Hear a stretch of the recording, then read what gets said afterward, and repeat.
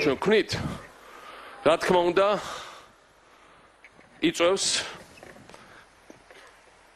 ზოგიერთის ძალიან სერიოზულ გაღიზიანებას. ზოგიერთის არა, ჩვენ გვაქვს ფუფუნება, რომ უწოდოთ ვისი იმპერიული სივრცის და მისი ხელმძღვანელის ბატონი პუტინის. საქმე იმაშია, რომ ჩვენ მასთან არც პიროვნული დაპირისპირება არ მქონია მე არც არასდროს, არც რამე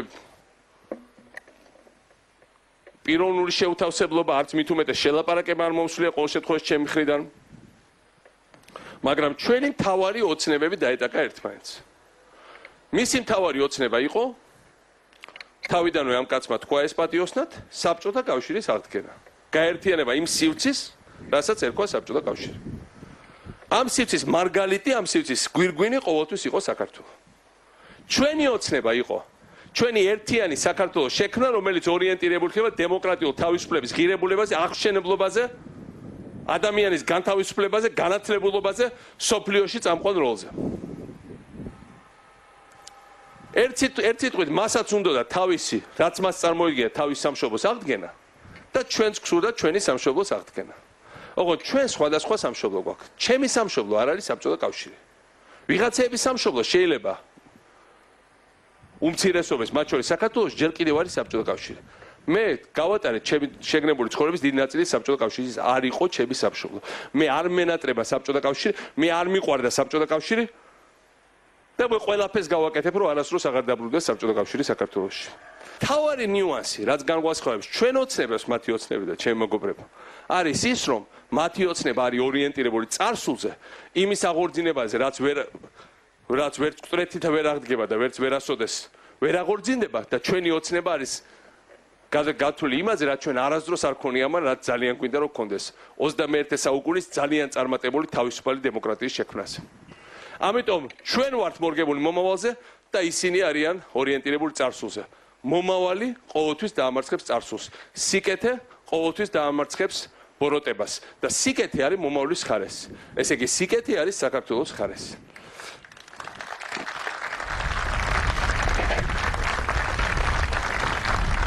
ამიტომ მე გვინდა გვესმოდეს, რომ რა თქმა უნდა ისინი ყველაფერს გააკეთებენ იმისათვის, რომ აი ეს ყველაფერი არ შედგეს. იმიტომ რომ ეს არის აი საბჭოთა კავშირის კუბოში ჩასობილი ლურსმები. თითეული ეს შენობა. იმიტომ ეწევს სხვა შორის ჩვენი შენობები განსაკუთრებულ გაღიზიანებას ვიღაცებს, მათ შორის საბჭოთა ნოსტალგიით შეპყრობილი ხალხის. თუ ამ ყოველი ამ შენობით, ყოველი ამ ცათამბჯენით, ყოველი ამ თეატრით, ყოველი ამ გიგის აკვიატებული საგზაო გადასასვლელით თუ რაღაც ახალი ველოსიპედის გზებით, თითო ლურსმანს ვაჭერებთ ისედაც საკმაოდ ყარად დალუქულ საბჭოთა კავშირის კუბოში. და ამას უნდა რომ ამისი ლურსმები აგლიჯოს, კუბო ახსნას და იქ მუმია გააცოცხლოს. ამიტომ არის რომ არ უნდა გვიკვირდეს რომ ეს დაპირისპირება რა თქმა უნდა არის. ის რომ ქუჩაში ვიღაცები მასკარადებს გვიწყობენ, ეს არაფერი გასაკვირია, საქართველოს ისტორიას ეს არ უყვირს. ისტორიულად უმცროსი უფლისწული, რომელსაც უფროს შვილს ერგოს ყახტი, ან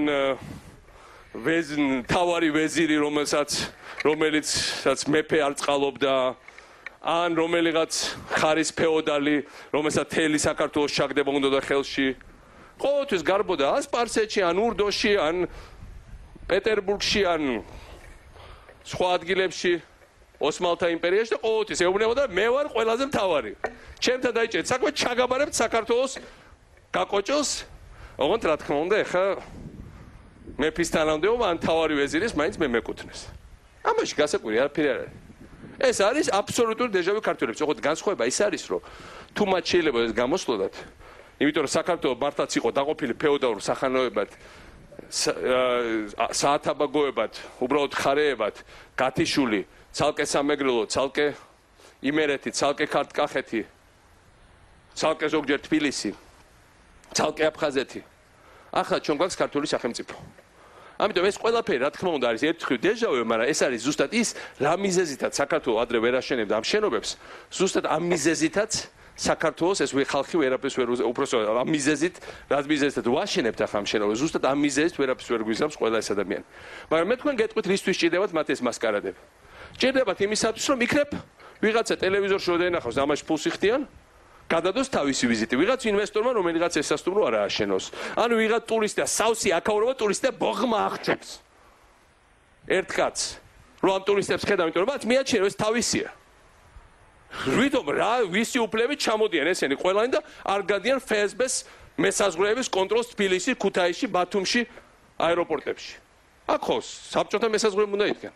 რატო ჩამოდიან, რატო დადიან თავისუფლად და რატო მიაჩნიათ უცებ რომ საქართველო არის თავისუფალი ქვეყანა. ესენი უნდა დადიოდნენ რუსეთის ერთ-ერთ პროვინციაში. ამიტომ ვიქნებ ვიღაცა ასეთმა ტურისტმაც გადმოვიდა წელს გვეყოლებოდა 3 მილიონი ტურისტი. შაშანაური ყავდა წელს 3 გვეყოლება და მომავალ წელს გვეყოლება 4. ამიტომ ეს მასკარადები შეიძლება ჩემთვის პირად სასაცილო იყოს, მაგრამ მათი გათვლა არის ძალიან ნათელი. მათი გათვლა არის ძალიან კონკრეტული. რომ იქნებ როგორმე გვიწკირონ, იქ ბომბით, იქ ჩემ ნერვების მოშლით, იქ რაღაცის ვიღაც ჟურნალისტის მოსყიდვით და რამე ცუდი სტატიის გამოქვეყნებით, იქ ვიღაცის მასკარადების მოწყობით რომელიმე თბილისის ქუჩაზე რომ თავარია მოხდე ტელეობიექტივებში. იქ რაღაცა ქვისროლით. მაგრამ ერთი რაღაცა ოღონდ გამორჩათ. ჩვენ ეს ყველაფერი გავლილი გვაქვს, ჩვენ ეს ყველაფერი შესწავლილი გვაქვს და ჩვენ ეს ყველაფერი ვერ შეგვაჩერებს